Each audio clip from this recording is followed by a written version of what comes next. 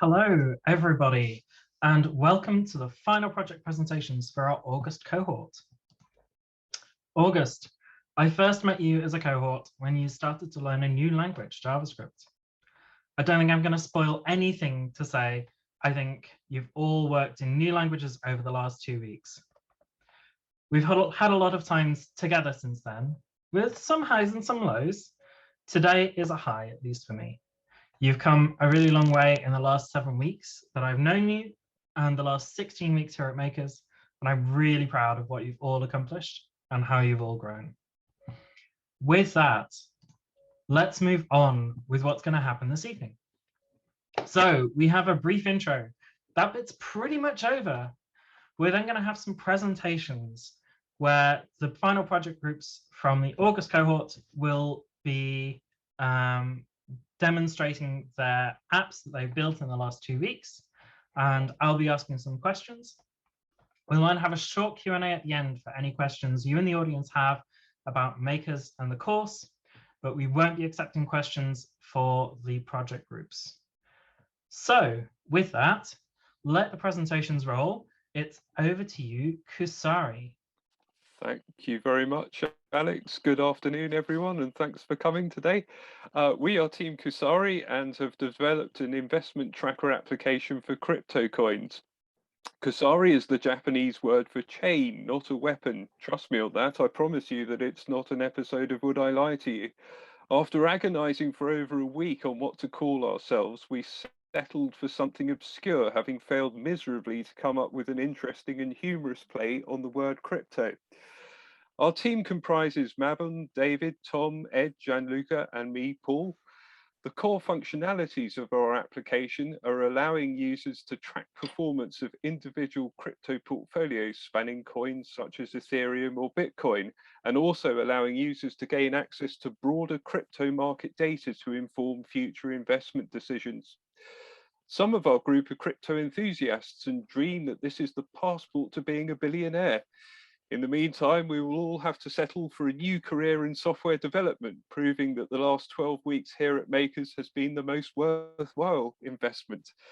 We were all keen on learning new languages. No, not Serbo-Croat or Gujarati, but improving our software linguistic capabilities. With more depth on this in the context of our project, here's Mabon. Thanks, Paul. I'm going to talk a little bit about the technologies we used. So the front end is comprised of React along with some CSS.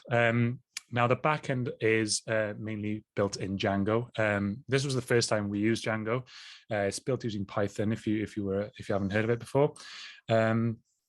We tested with the Django's native testing framework. This was all completely new tech as well for everyone in the group. Yeah, I'm glad that we managed to learn a whole new language in just a short amount of time. As for the database, the PostgreSQL is what we used. We do have some experience with this following some projects that we built over a time in Makers. This is primarily used to store user credentials for our application. Now the APIs, as you can imagine, we've used a lot of APIs in our project as the entire app relies on data imported from other sources. The main one we used was Covalent. This is used to import data into our token storage, which would then cross-reference against a user's wallet and bring them live prices.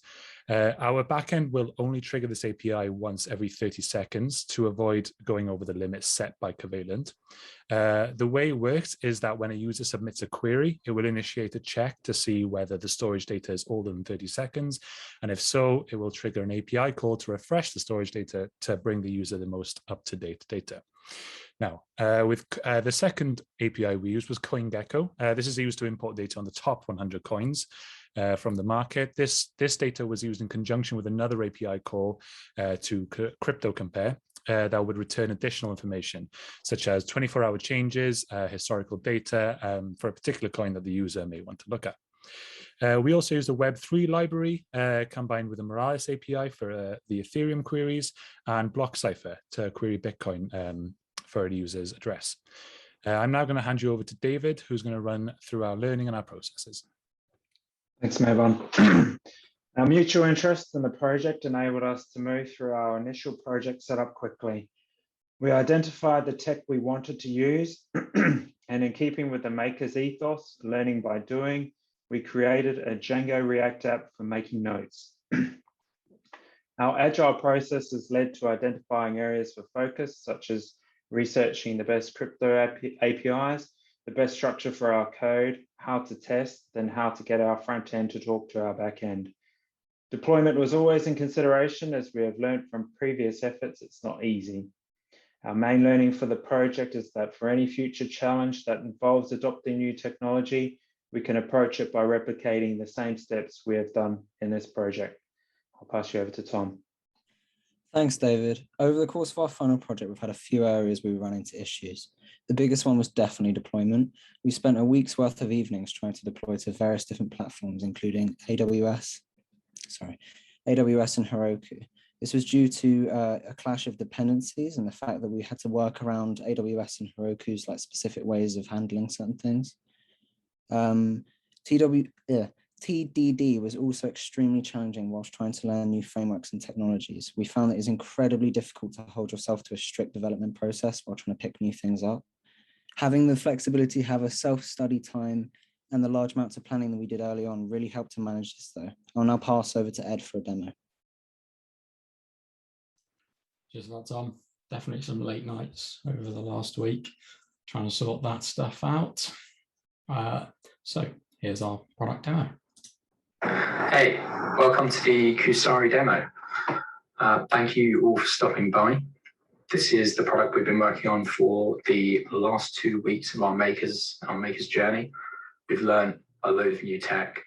A lot of this was unfamiliar to us before, but we've come out with something really great. So I'm really proud of it. I'm really happy to demo it to you today. So let's get stuck into it. As you can see, here's the login page. If we log into the website, we're first greeted with a lovely welcome message and this lookup wallet page. We'll come onto this a little bit more in a short while.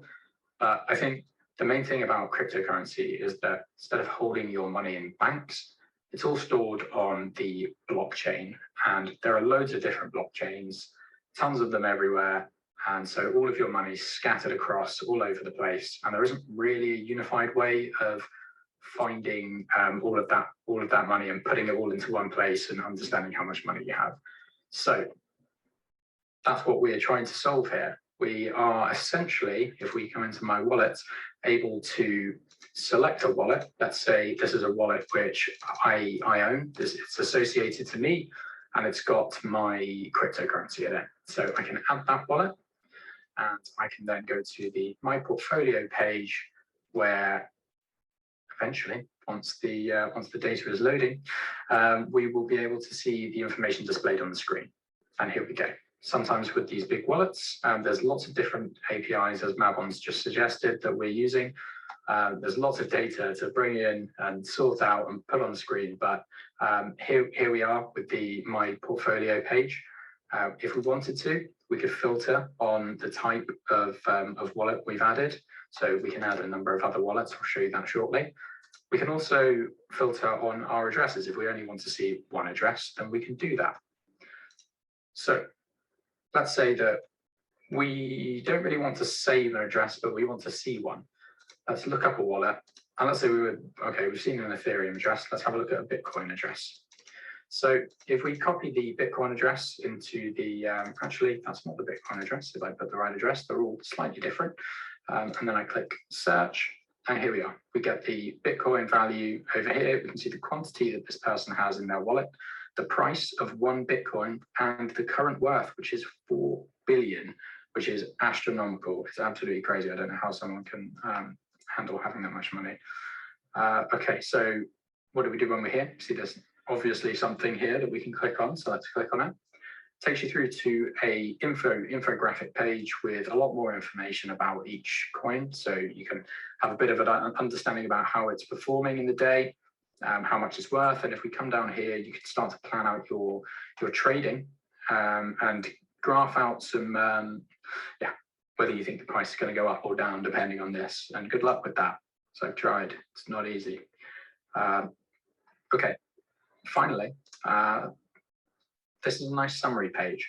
So this page here, top coins, we can see all the top performing. I'm sure you've all heard of Bitcoin, probably heard of Ethereum too, and some of these others probably creeping into your news feed somewhere. But essentially, these are all the biggest coins. This is how much they are per token, but this is how much they're actually worth in terms of their full market cap, so their full worth. A lot of money in cryptocurrency at the moment, so it's really nicely displayed on our app here. We can also click on these and come through to our lovely chart where we can do some graphing if we'd like to.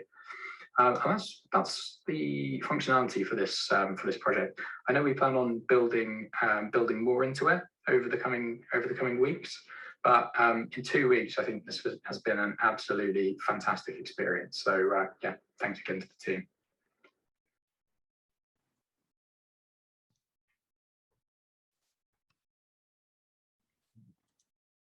Okay, yeah, that was that. I'll just pass over to Sean Luca if there are any questions for the team. Hello, thank you, Kusari. I do in fact have a question for you as a team. I would really like to know, what is the thing that you're most proud of as a team? Hi, Alex. Thank you for your question. The thing that as a team we are most proud of, I think are definitely the team dynamics that we had in the past 2 weeks, especially for such a large group. It's not always easy to manage. We all knew it was going to be challenging to work on an entirely new tech stack, but as a team, we all came together and we agreed upon doing it. And we helped and push each other to achieve our goals, whilst at the same time maintaining a very relaxed and convivial environment for everyone in the team. All right. Thank you once again, Kusari. And with that, let's move on to our next group. I have the delight to present to you Sneaker Seeker. The floor is yours. Hello and welcome to Sneaker Seeker, a discovery and inspiration website for sneakerhead. But what is a sneakerhead? Urban Dictionary describes a sneakerhead as someone who is in love with, but not limited to, Jordan, Forces, Dunks, and on the verge of bankruptcy, because the addiction is that serious. In short, a person who collects and trades sneakers as a hobby, and who typically is knowledgeable about the history of sneakers. Our website is designed for these users, but also for new sneakerheads who don't know where to start. It's easy to feel analysis paralysis due to the amount of shoes out there. So we give this user the chance to find all the latest releases and trendy shoes in one location. And now Efra will walk you through our project objectives. Thanks, Laura. So for this project, we had all set individual goals, but these were the key objectives we wanted to prioritize as a team. The first we didn't want to compromise was creating a safe and supportive learning environment. We were all comfortable working with Ruby, so for this project, we wanted to build our confidence using JavaScript and React as our framework. It was important that we were able to take time to study and go at a slower pace in order to achieve this. Throughout Makers, we've closely followed TDD, and we wanted to continue with this process and build a fully tested web application.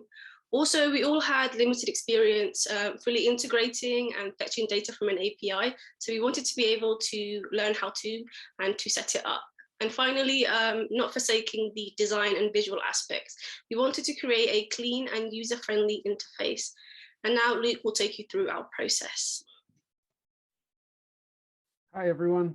So we had a 4-step design and planning process. So the initial idea happened. That was from Adrian. And then on day 1, we had a team brainstorming session. So in that session, we looked at what websites already existed and discussed what we liked and didn't like about them. And we thought about the functionality of those websites. How the search functions and the filtering functions worked. Did we want to have some of that in our own website? The second stage was to come up with a potential feature list. So we agreed a potential feature list, and then we narrowed it down and prioritized and came up with a feature list that fed into us creating a minimum viable product. After that, we had a group wireframing session. So we used Figma to create some sketches together And for me, being a highly visual person, this was really useful because it meant that I had something that I could aim for that was shared as a group. So after that, the final part was agreeing how we were going to work. And we worked in an agile way, which is how we've been learning to develop software at Makers. And some of the tools that we used were so daily stand-ups and retros. We had shared access to Google Documents that we could all access and edit and type together. We had a team Trello with a breakdown of our tickets. And we also had a Discord chat channel so that we could drop into conversations easily, really easily. So I'd say that I'm really proud of what the team has produced. But even kind of, though we had a really nice end product, we did have some challenges, and Thomason is here to talk about the opportunities that we had for growth. Thanks, Luke. So there are a few challenges that we faced during this process. We had to consider the stack we were going to use. We based our project on the MERN stack without the M and accompanying technologies such as React Bootstrap, Postman, and Heroku. There was hesitation towards doing this, but ultimately we'd been learning new languages throughout the course, so we decided to take on the challenge. We also considered the pros and cons of using a database system or web scraping. This had limitations such as the time it takes to source lots of sneaker information and storing it in a database, and as well as keeping it updated. This led to us using an API, but there isn't a massive sneaker APIs, so finding one that worked was a bit of a struggle. We also couldn't filter data as we initially intended due to the limiting capabilities of the API. Lastly, time management was a little difficult. It was easy to get carried away when working with new technologies because there's always something new to learn. So on reflection, we could have time boxed individual learning and research, which would have given us more time to develop additional features. I'm now going to pass on to Leah, who will talk about the successes of the project. Thank you, Thomason. I'm going to talk through some of the things that went well with our project. We used Discord to communicate with daily stand-ups, afternoon check-ins and retros. We had a safe and supportive learning environment with emotional check-ins, discussing differences and sharing links to resources. We had frequent meetings to merge our branches as a team on GitHub. And we all developed our understanding of APIs and learned new frameworks such as React. And we fully embraced the agile working process. For example, our Inspire Me randomizer was originally going to direct users to a quiz, but this wasn't possible to create given the time available. So it evolved, and we were able to be flexible and change the product to reflect our API limitations. Now I'll pass on to Adrian, who will talk you through the user journey. Okay, so hi everyone. I'm just going to demo you a little video that we did earlier that shows our website. So when you first come to the website, you're presented with the homepage. As mentioned, we wanted to keep it quite a simplistic, sleek design and easy to navigate. We have two tracks, so we have Inspire Me and I Know What I Want, leading to different sections of the website. So if we click on the Inspire Me section, what it does is it takes you to a random website that we've programmed into the code that will show you some latest drops of sneakers, the latest sneaker news, and hopefully help inspire you on your purchasing decisions. And if we go to the second section of the website, by clicking I Know What I Want, it takes you to the main function, which is a search engine. And on the search engine, you can search sneakers through brand, category, and also color. You can select all three of them at once, but then you can also just select one or two. So once you've selected what you have in mind, you click apply. And this gets the information from our API and allows you to see some choices. So as you can see, there are many. In total, in the database, there are over 5,000 sneakers. So if you see one that you like, you can click on it and it will pop up with more information on the sneaker. And as you can see on the site, we've displayed the name and also the price. So just doing another demo, if you select another option that you're interested in, click apply, we'll go to the API and collect that data as well, and then be able to see more information about that particular shoe you're interested in. Another function we added was a nav bar.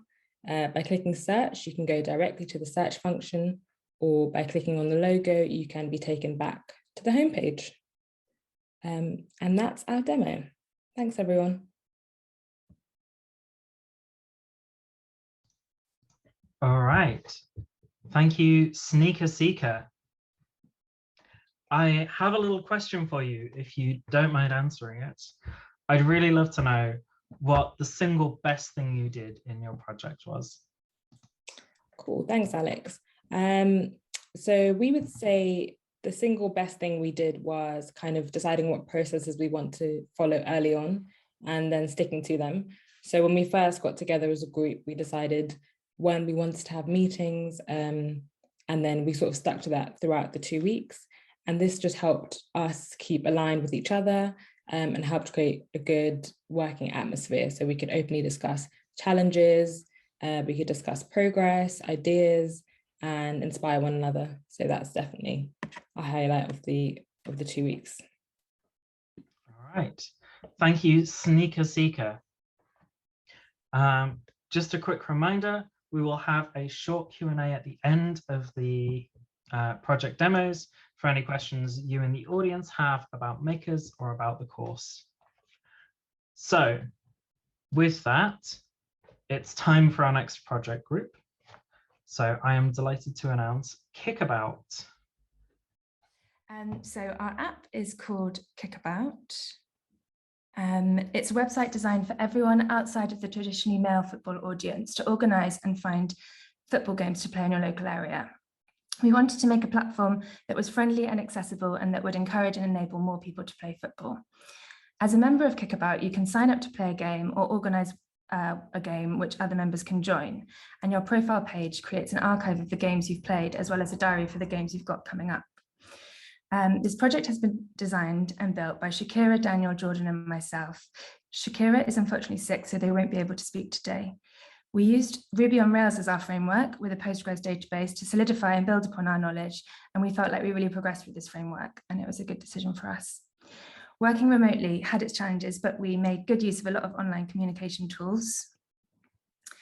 We organised the workload using a Trello board. We held daily stand-ups and retros on Discord, and we were able to communicate really easily on that platform. We also tracked our progress of the project by writing entries on the GitHub wiki, which was a good place for reflection. We designed the app in quite a lot of detail, first initially using wireframes for our minimum viable product, and then using Figma, which really helped us kind of visualize what we wanted, and it helped us when coding to think about how the pages flowed. And another thing we did on Figma was create a style guide, and this helped with styling in Sass and reusing elements. I'm now going to pass you over to Jordan, who will take you through the challenges and successes that we faced. Thanks, Lily. So I'm just going to provide a short insight into the challenges we faced as a team and the successes. So initially, we encountered our first hurdle during our planning stage. Our dilemma was, what framework would we use? We all wanted to challenge ourselves, but with only 2 weeks to produce an application that we felt we could be proud of, we had quite a big decision on our hands. So after speaking with Alex, we used the time box method, which is used commonly in agile practices. Individually, the 4 of us would begin working on the project using different frameworks: Ruby on Rails and React and Mern, which is MongoDB, Express, Angular, and Node. This proved to be extremely useful as we came to a conclusion we would use Ruby on Rails. Although we felt more comfortable using this framework from previous projects, it presented its own challenges. This process did prevent us from setting up our projects. Naturally, the loss of time meant that we were struggling to reach our MVP deadline despite our efforts and late evenings. The common theme to take away from this is our time estimations were off, and on occasions we felt we were playing catch up during the first week. On a lighter note, there were plenty of successes. Our team charter, where we collectively came together to make our goals, values, objectives, strengths, and weaknesses were adhered to. We created a safe, friendly working environment which promoted honesty. Communication was key to delivering a successful project. and I feel all the team contributed effectively.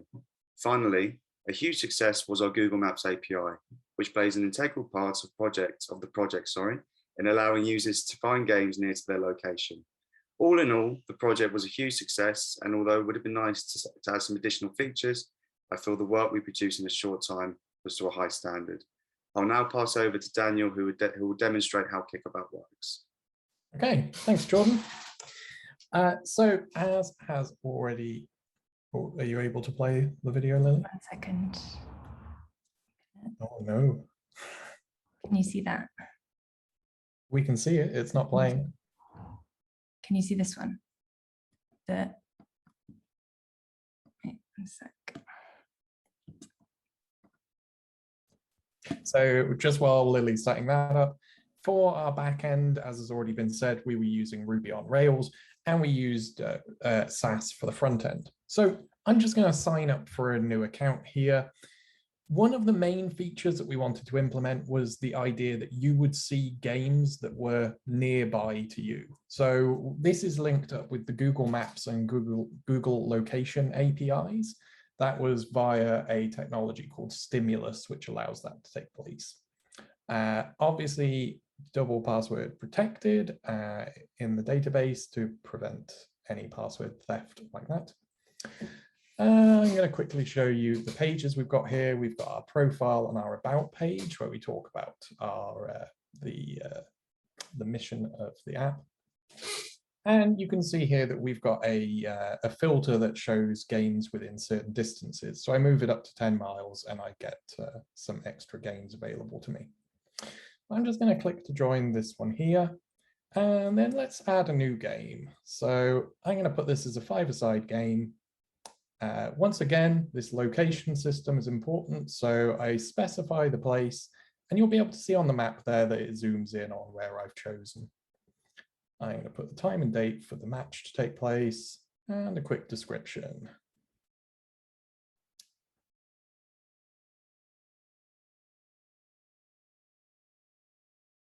Okay. So when I add that in, because it's within 5 miles of my location, that straight away appears on our games list here. And I can just click to join that game as well. I can also edit this if I've made a mistake or if there are some changes further down the line. So I'm just going to move that to 6-a-side. And then if for whatever reason the game is cancelled, I can obviously remove this with a warning box there. And I'm going to very quickly log in as another user now, just to show you a different feature of the app. So log in here as expected.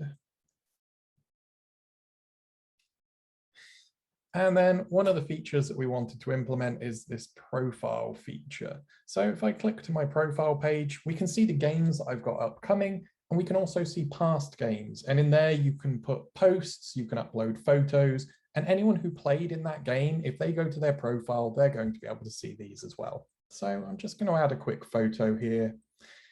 And there we go. Everyone who played will be able to see it. And that's going to about wrap it up for our demonstration there. Thank you very much for listening, everyone. And I will pass us back to Alex. All right. Thank you, Team Kickabout. I have a question, which I would really be delighted if you would answer. I'd like to know, from the last 2 weeks, what was kind of your highlight? What was that stellar point for you? I mean, from my point of view, it was that moment where we got the Google API working, because Google Locations and Google Maps do not work very friendly with Ruby on Rails. So that moment where we managed to get that all functional was just was top notch. I don't know if anyone else has anything they want to bring up. Okay. All right. Thank you ever so much, Team Kickabout. Let's move on to our next team. So, Team Crip3PO, please show yourselves and take the floor. Hello everyone, so we're Team Crip3PO and our app is Trade Runner. So I'm just going to talk a little bit about our product. So our app is an automatic trading bot. It's mainly composed of a script that uses API calls and a WebSocket, which for us is connected to the Binance trading platform. And this receives data in cryptocurrency about cryptocurrencies and our account. So we've used the golden cross trading strategy, which buys and sells crypto for us based on this data. And if the crypto meets certain conditions, it will be bought or sold by our script. And this order will be sent back to Binance via the API. We've developed this using Python, a Django framework, and MySQL, which were all new technologies for us. And we've also built a web page where you can see up-to-date information and data. And this was built using Bootstrap, CSS, HTML, and JavaScript. So I think the big question is, why is this useful? And it's to make you money while you do nothing. You just have to invest and our bot will do the rest. So I'll now hand you over to Florence, who will speak a little bit about our journey. Thanks, Jessica. So we started out with a lot of planning and big ideas. Initially, we set out to create a trading bot anyone could use, with the ability to allow multiple API connections and a wallet where customers were able to deposit and withdraw funds from their account. As our project took a steep learning curve from learning a new language, framework, database, and testing, some of our initial ideas were changed due to the complexity of trying to achieve them. We attempted to deploy on Heroku last week, which was not successful. We had a nice reality check on Friday, which really helped us to rethink and realign our expectations of what we wanted from our trading bot and what was possible with the time left. Coming into the second week, we were down a team member and therefore had to really focus on our priorities for the week. We focused mainly on the trading bot, its function of trading automatically depending on the market and ensuring that we could obtain all the data from our API and visualize it on our website. Overall, we have overcome the lows and remain optimistic and hopeful we could still create a functioning trading bot, which I'm happy to say we have, and I'll now pass you over to Osno, who'll show you a demo of our bot.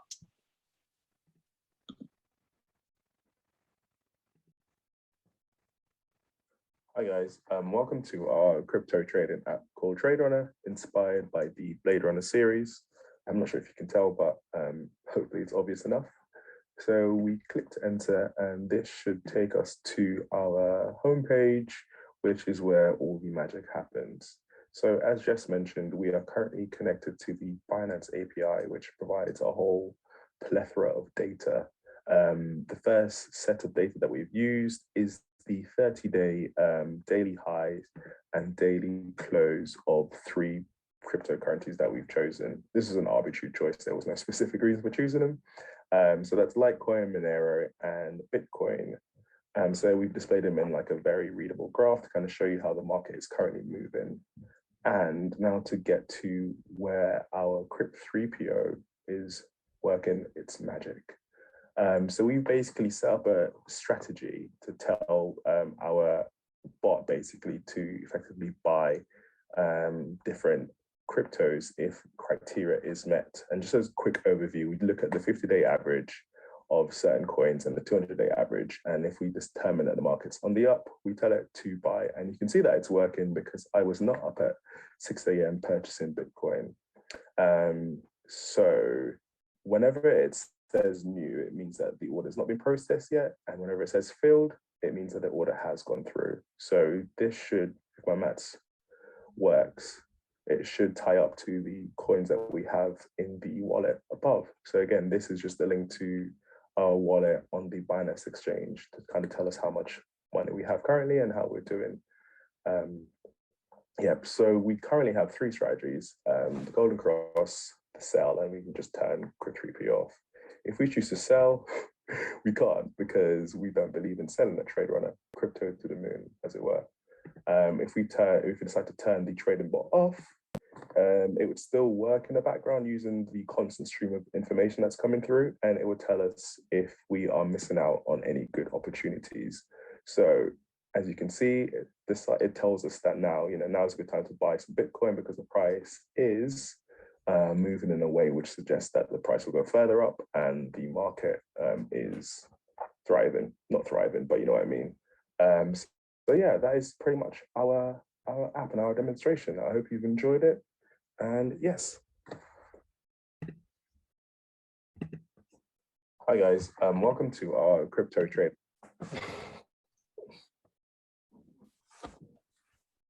All right, thank you Team Crip 3PO. I'd really like to know, out of all of your goals that you had as a team, which one do you feel you managed the best? So our first goal that we had was to create something that we're really proud of, and I think we've definitely achieved that. We've enjoyed the whole process, and it has been quite tough at times, but I think, yeah, we've managed to get there, and we really enjoyed working as a team. Yeah. All right. Thank you, Team Crip 3PO. Let's move on to our final team this evening, which is Team Recipedia. Hello, welcome to Team Recipedia, which comprises of myself, Boris, Jake, Keldra, and Sophie.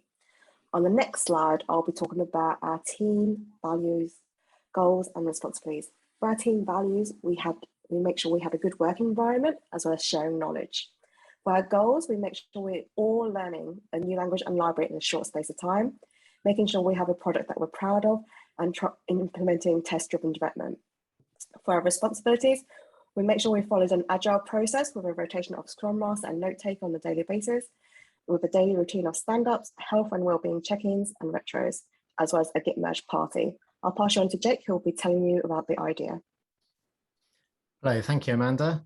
So our idea for our app, after the lockdowns and everyone becoming massive foodies and enjoying their home cooking, we thought it'd be great to build a web app where you could find recipes online, and not only that, create your own recipes and store them as well on the website. So you could share with friends and family and have a good little cook along. And now over to Sophie for the technical stuff. Thank you, Jake. So the one thing we all agreed on from the beginning was that we wanted to get out of our Ruby on Rails comfort zone a bit, learn something new and work with a tech that would be useful to have during the job search process. We all agreed React was the best choice for that, considering it seemed very powerful, flexible to work with, and incredibly in demand from companies. So at first, we thought about going with a MERN stack, so MongoDB, Express, React, and Node. But after a bit of research, it seemed a bit overwhelming, considering none of us had any knowledge or experience in any of those techs. So instead, we stayed with React for the front end, and we used Firebase as a database, hosting, and backend solution, which sped up the process significantly. So Firebase as a NoSQL database, which was a bit of a change from what we learned during the Makers course, but it gave us a bigger overview of the database world, so it was a big plus for us. We also used Jest and the React testing library for testing, and the Spoonacular API to fetch external recipes. We used CSS Grid and Flexbox for the styling to make the website fully responsive, so the user can have a good experience with the product on both mobile and desktop devices. Thank you for listening, and now I'll pass you on to Boris with a demo. Hello, everyone. So you can see our web app. If you go on the main page, you can see the user recipes. After that, we can jump in straight to the search bar and go for a beef, let's say. Here you go, plenty of recipes. You can see then when you click on one of them, you can see the all ingredients, instruction, all details which you need to prepare that meal. If you want to see more features, you can log in. And so let's create a new account and sign up. Till I'm doing that, I would highly recommend to check the Boris's pasta. It's really nice, I would say, believe me. After that, when we sign up, we can add recipes, and I will demonstrate you that with something very simply. Also, all fields are mandatory, so they need to be filled. And we'll go for a boiled eggs, just for the sake of, and try to save time creating a new recipe. I don't want to spend all evening putting all instruction how to make some fancy meal. Also, we can upload the image of it, and it should be only image files. And here we go. we choose our image, and as soon as we save it, it goes straight to our My Recipe page, and you can see it. After that, we can go to the main page, and here you go, we can see it, it's already added. Then we can try something else and go to the search bar and go for, let's say, chicken. And when we press search, and here you go, plenty of other recipes for chicken. And if you go for chicken wings, if you scroll to the bottom, you can see to my favorites. And we can go to my favorite page, and here we go, you can find it, my chicken wings. But unfortunately, I don't like them, and I will just remove them from my favorites. That's it from me, and I will pass it over to Keldra. She will talk about challenges. Thank you very much. Hi, everyone. So to round off our presentation today, I'll just be discussing the challenges that we faced and the lessons that we learned. I guess the biggest challenges that we had were setting up our API, specifically connecting it to both our front and back end systems, learning how to use Firebase. A lot of the resources online were slightly redundant because we were using the latest version, which was only released a couple of months ago. So we had to try and find articles and videos where it was explaining how to use them. And also getting to grips with React in such a short space of time, that was quite hard for us. And again, that also led to challenges with testing, as React has its own testing library.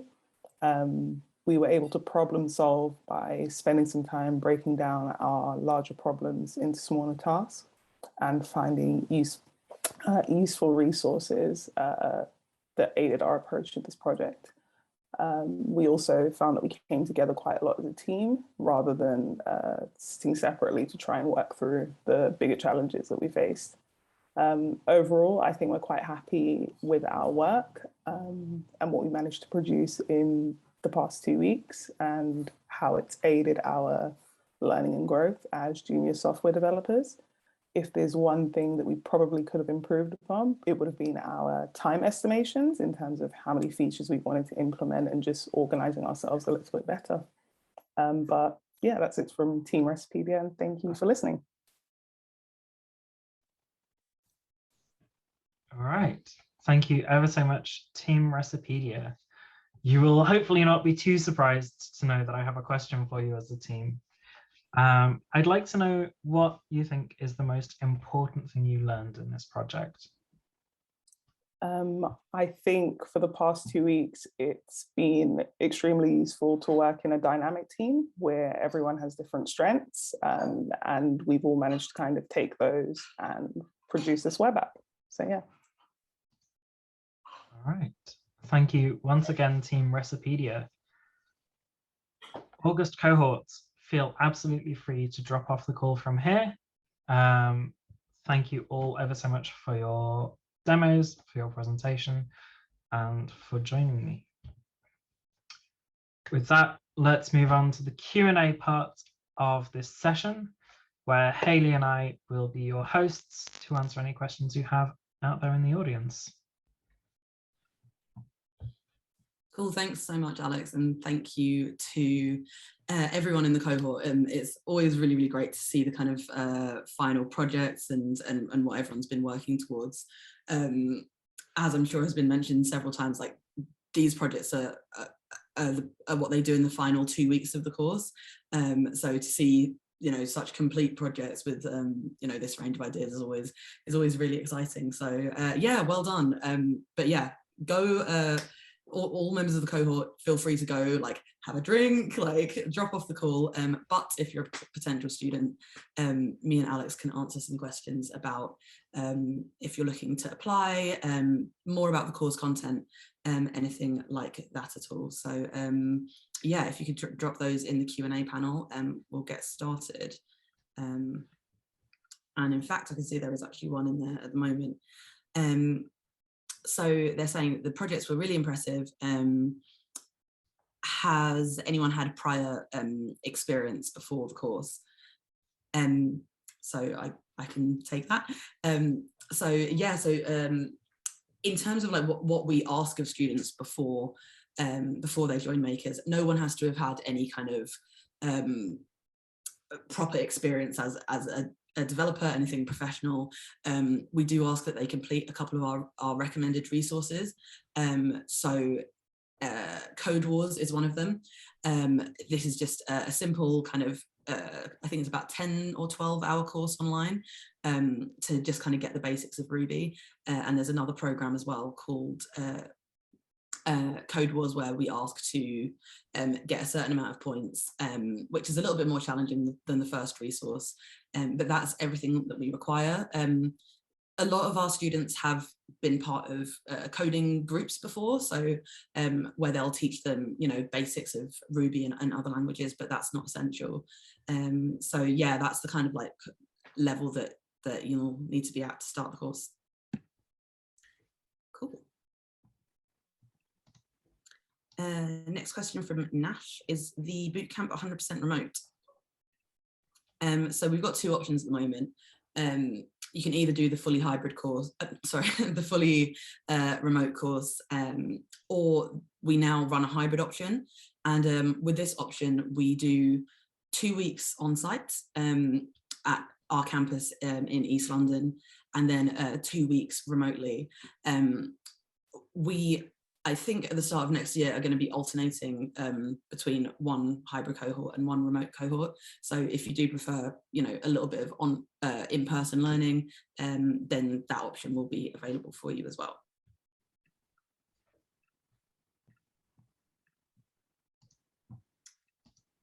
Okay. Next one's asking, when do we release all of the start dates for next year? So we don't release them like in a big batch. We kind of release them incrementally. So the next start dates, and this is the start of the pre-course, will be December 13th. That's for a fully remote cohort. Obviously this one runs across the Christmas break. So rather than your pre-course being 4 weeks, it's extended out to 6 weeks. And the one following that is January 24th, which is a hybrid option. So we tend to release 2 to 3 dates at a time, but they're every 4 weeks. So you can kind of predict from that when the later ones are, if you do want to join a later cohort. Alex, the next one's probably more your field, from Jack. Yep. So Jack has asked, how would our performance in the course be measured? Is there a pass or fail type system? So while as coaches we will track how you're doing in the course, it's extremely rare for someone to fail out of the course. Obviously, if things are really not going very well, we'll have that conversation with you. But the vast majority of people who start the course will go all the way through the course.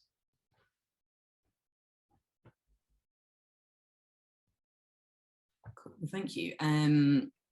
So Kelly is asking, do you have to work in teams or can you do your own thing?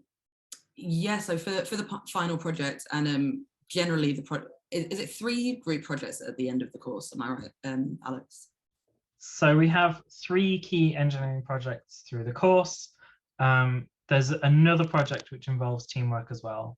So teamwork is a focus of the course. This is for a really good reason.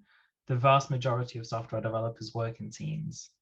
So being ready to not just code, but also to work in a team as a software developer is quite a key thing in the Makers course. So you would be expected to be working in teams rather than doing your own thing. Cool, thank you. So the next question from Archie is saying, they're bumbling through Ruby tutorials now. Keep going, Archie, don't worry, you will get there. I'm sure most of our students feel that way. So they're asking, how and when do you escalate to teaching other languages? So we start people learning JavaScript about halfway through the course, at least on the academy side, which is where I am. And really that's transfer learning. So at that point, you'll be quite confident in Ruby. And what we'll do is we'll take that knowledge you've got in Ruby and we will transfer that knowledge into JavaScript as well. This is a really normal way for developers to learn new languages. I mean, it's how I've learned about 5 languages so far. So yeah, so it's about halfway through the course and it's really about transfer learning. Cool, thank you. So a question from Coral is asking, how late can they apply for the December cohort? I'd love to apply as soon as possible, but probably need some more time to study up on Ruby. Yes, this is something that a lot of students ask us. So there's a really good amount of time between now and when the December cohort starts. It's often dependent on how many spaces. At the moment, I think we have a decent amount of spaces left on the December cohort. As an general aim, I would say latest kind of like 2 weeks beforehand. And the only reason for that is if there's a specific cohort that you really want to get on, giving yourself that amount of time allows you time to, you know, get all your preparation work done. But if your pairing session doesn't go according to plan and you have to retake it, then you've got time to, you know, do the extra study in between and then still take the sort of like interview process again, and you can still go on that cohort that you want. But yeah, that's a kind of general rule of thumb. Cool. So Cassidy is asking any tips on the application to makers. Yeah, so like, I guess, Alex, I'll let you kind of suggest any kind of technical things, but in terms of what we're looking for in the written application, there's a few areas. Firstly, that you've done the resources that we suggest, and we do list them during the application process. Secondly, that you know a little bit about makers. There's quite a lot of boot camps out there now. Like when we first started, there was really kind of just us, but the different boot camps offer slightly different learning experiences. So it's great to know that you know about our way of teaching and that you're comfortable that works for you, because you know it's your experience at the end of the day, so it needs to be the right one. So there's those things, and finally just that you know how to break down a problem properly. Like it doesn't matter if you go wrong like during the kind of like technical part, it's that you're willing to try to find the answer, and that going wrong won't necessarily stop you. So yeah, those are 3 main areas for me. Anything to add at all, Alex? No, I would just say, you know, we've got expected materials, and that willingness to try is really key for me. It's the thing I would like you to bring onto the course and carry through the whole course. Cool, thank you. So Kevin's asking, can you please outline any assistance Makers provides after completion of the course relating to relevant employment, first roles, placements, projects, all that good stuff. Yeah, and I'm really, really glad that you asked this, because this tends to be where you kind of see the different approaches of the different boot camps, and you can work out who's the right one. So for us, the post-course support is almost as, you know, as important as the main course support. So there's a few different things. We have our partnerships team. They specifically look after finding companies that are hiring, talking to them about our students, and bringing them on board to advertise their roles exclusively to our pool of students. So it's kind of like doing that first bit of the interview research for you in a way. So that's a huge part of it. Secondly, we also have a whole other team who teach all of the other skills relating to the kind of skill of job hunting itself, including, you know, how to correctly prep your CV, you know, like what is a tech test? You know, most people are career changers, so that might be a part of an interview that you've never seen before. So they provide a really, really comprehensive service about all of the job hunting skills and all that kind of stuff. So yeah, there's a lot going on. In the technical side, Alex, once again, what do you guys support with at that point? So there's 4 weeks of quite structured support, which is offered by the careers team immediately after the course. But however long after the course, until you get your first job, anytime you've got an interview coming up, a member of the technical team, that is a technical coach like me or any of the other technical coaches, will help you to prepare for that interview through a system we call interview alerts. So you'll have perhaps 20 minutes or half an hour with one of us just to talk through what's happening going into that interview, what support you need, and how you can really prepare yourself as best as possible for that interview. Cool, thank you, Alex. So the next question, can you reapply if you're not accepted the first time? Yes, you can reapply as many times as you like. We'll always try to give you some kind of helpful tips, so it's not just you don't know where you're going wrong. So yeah, you can definitely apply more than once. Jack is asking, I live in the Northeast. Will this affect the career opportunities that Makers team can help with after the course? In short, yes. We are mainly London based. Like we do have the odd few companies from around, different areas. But in general, the network of employers that we're connected with tend to be from London and the Southeast, to give you the honest answer. That said, the percentage of students who get jobs specifically with our hiring partners is maybe a third or a half. A lot, we encourage people to apply to jobs, outside of our specific sphere.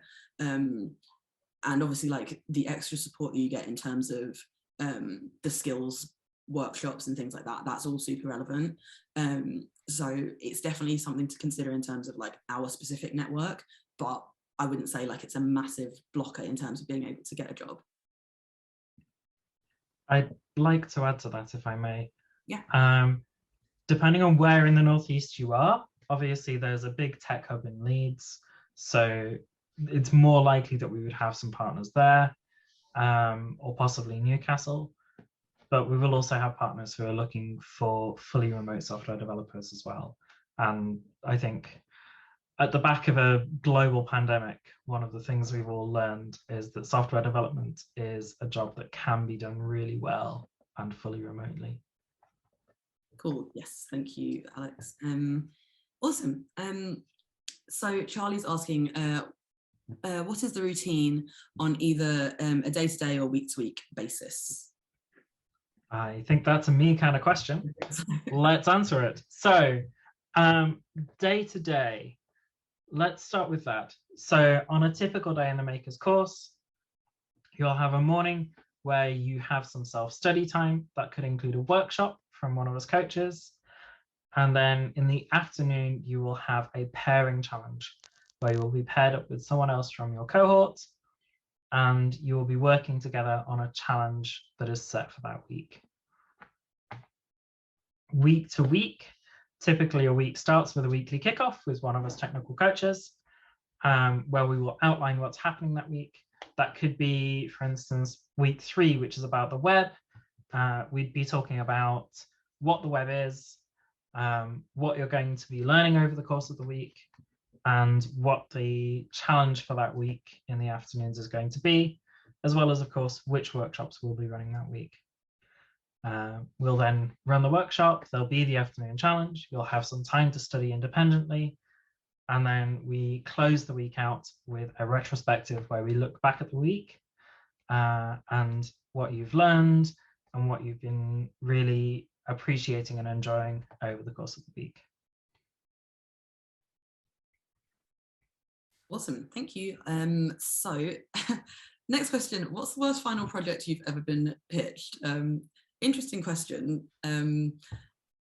I'll say my answer, and I mean, it would be great to hear your response as well. But like, I mean, I'm personally not involved with the final project process, but like, really it's not about what the idea is or what the project does. Like we've had all sorts of we've had crazy games where you can do all sorts, and you know, some really useful things, some that are just purely for fun. I think the aim of the final project is really to, you know, practice all of the skills that you've learned through Makers, however you want, really. So it's that's the kind of main point of it. But Alex, what would you say about that? I think I'm a little bit wary of giving specific examples because that could feel really unfair to the students. There have definitely been final project ideas where they've not made it through the selection process. One of the obvious pitfalls for that is something that's really not specific enough. So that could be an e-commerce app. Now, you could manage an e-commerce app in your final projects, but at the same time, that's probably not specific enough to really give your team a good focus and direction. So generally speaking, a final project idea wants to be a little bit more specific than that. Cool. So next question is asking, given that many people completing this course will be new to coding and software development and won't have a related degree, what kind of jobs can someone realistically hope to get, and what kind of average salary? Yeah, so if you're not from a technical background, you will not be alone. Our whole aim is to work with career changers. So most people do not have degrees that are anything to do with tech. But honestly, don't worry about that whatsoever. Average salaries out of Makers tend to be about 32k. That can fluctuate based on you know, different areas. Outside of London might be a little bit less.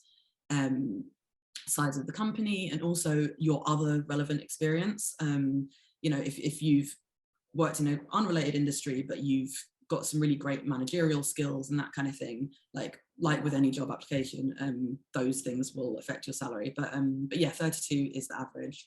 And the type of jobs, generally, people are junior software developers. I'm just going to have a look through our recently hired to see if there's any kind of recognizable company names that I can give you. So who do we have here? So we've had people go to work for Doctor Care Anywhere, Rightmove. These are just some of the recent ones. A bunch of techie companies that I don't know if people would be familiar with, but yeah, over the course of the years, I mean, other companies who've hired from us, Deloitte is one of the major ones. We work with Anthony Nolan. There's so many. So yeah, junior software engineer is what most people will go on to do after the course. Cool. So Jack has specified our honest answer. I've completed the Code Academy course suggested, and still finding some of the seven KU level challenges on Code Wars very difficult. Am I getting ahead of myself with what's necessary for the start of the course? Just to clarify for those of you who might be less familiar with Code Wars, their different challenges are ranked from 10 to 1, with level 1 are the absolute hardest challenges. We generally expect students to try the lowest level. Is it 10 or 9? It starts from 8. So 8th Q is the simplest challenges. 7th Q are a little bit more challenging than that. First Q would be challenging for me as someone with 10 years of experience of software development. So I think if you're finding some of the 7th Q challenges difficult, that's probably about the right level for the course. You could always come along to a code accelerator if you haven't already, and one of us coaches will be there and we'll be able to work with you. You'll get a bit of pairing practice, and you'll get a little bit of insight into how we break down problems and work to solve them. So if you're feeling unsure about that, I'd recommend a code accelerator. Cool, thanks, Alex.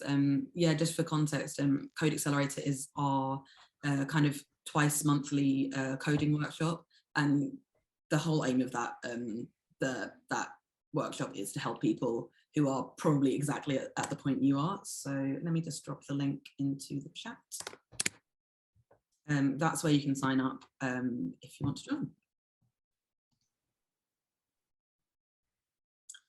Okay, and last one is asking, is a degree necessary to be accepted onto this course? Absolutely not. We don't look at any former qualifications, anything like that. It's all just about you and your aptitude to join the course. So yeah, that won't be considered at all. If you're in any doubt about whether a degree is necessary to be successful in software development, I don't have one. And I've been a software developer for 10 years, and now I'm here as a coach. So I'm hoping you'll do fine. Exactly. Yeah, and we've even had occasionally people who have done kind of more technical related degrees and then come to us to do the bootcamp to get more of the kind of like practical, you know, day-to-day coding skills. So yeah, it's absolutely not something that's required at all. Okay, I'll give it a minute just in case anyone's got a last question or any last thoughts. Alex, do you have any kind of like final advice or comments for anyone who might be looking to join us? I don't think so. I think at this point, if you're curious about it and want to know more, or if you are not quite sure about whether to push that button, do it. Get in touch. You can always get in touch with us on contact@makers.tech, I believe. And if you're just starting that admissions process, good luck. I believe in you. You can do it. Just be really open and willing to try and keep trying. Awesome. And sorry, I've just resent the link to the Code Accelerator workshop. And if anyone's got any kind of follow-up questions or something that, you know, comes to you after the event, my email is just there, hayley@makers.tech. So yeah, just drop me a message, and if I don't know the answer, which is often the case, I will find someone from the team who will be able to help you. But yeah, thank you for joining us tonight. Have a lovely weekend, and hopefully we'll see you at Makers very soon. All right, Thank you ever so much, Hayley. Bye.